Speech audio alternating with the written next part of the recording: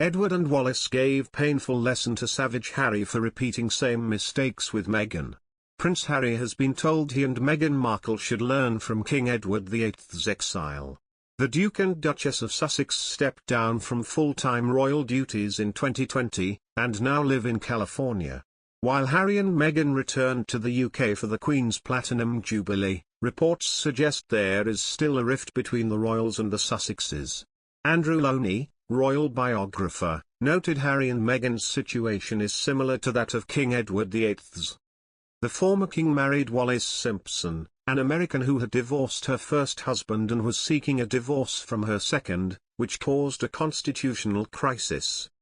When it became apparent he could not marry Wallis and remain on the throne, Edward abdicated the throne and was created Duke of Windsor. Mr. Lownie said of Edward, in 1936, he withdrew from royal duties to live abroad, but he never quite reconciled himself to his loss of status, and the ensuing years were to be marked by a series of disputes with his family. Writing, Mr. Lownie said, the first dispute was over security, which Buckingham Palace felt the Duke of Windsor should pay for himself. Despite the squabbling, he ultimately enjoyed police protection until his death, a privilege only accorded to the Sussexes when in Britain. The second was over finances.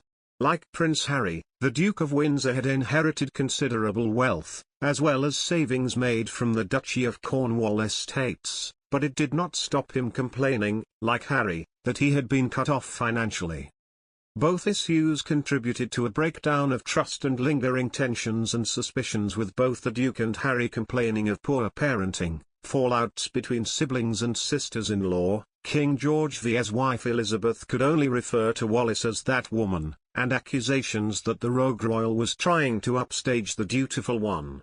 After noting other similarities between Harry and Edward, such as legal action against the press and writing memoirs, Mr. Lownie warned the Duke could be frozen out of the family. He wrote, "The Windsors were frozen out by the royal family. It will be interesting to see if the same strategy is deployed against the Sussexes." Meghan Markle could have used her position in the royal family to make major change, but she has lost that ability, according to Andrew Morton. The former Suits actress and Prince Harry made the controversial decision to step down as working royals in January 2020, leaving the family and the world stunned. During her time as a working royal, Meghan had worked alongside several charities focusing on mental health, women's rights and community work.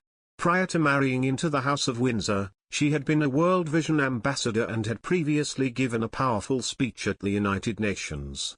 But Diana, Princess of Wales biographer, Andrew Morton claims the Duchess has thrown this all away by moving to Montecito.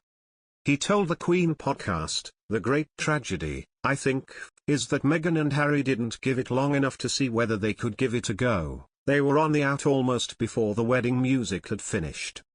Meghan is a natural. I've got pictures of her when she was age 10 leading a march against the First Gulf War at her school. The local TV cameras turned up and she was there giving interviews." The leading royal expert continued, "She spoke at the United Nations with Hillary Clinton. She had the great possibility of using her talent and her position to make a genuine change to the world. I don't think she's going to make such a change living in Montecito." Since moving to Montecito, Meghan and Prince Harry have continued their charity work, previously announcing their support for Ukraine following the Russian invasion in February. The couple also made donations to 6 different organizations working on the front line, including the Halo Trust, who remove landmines from conflict zones.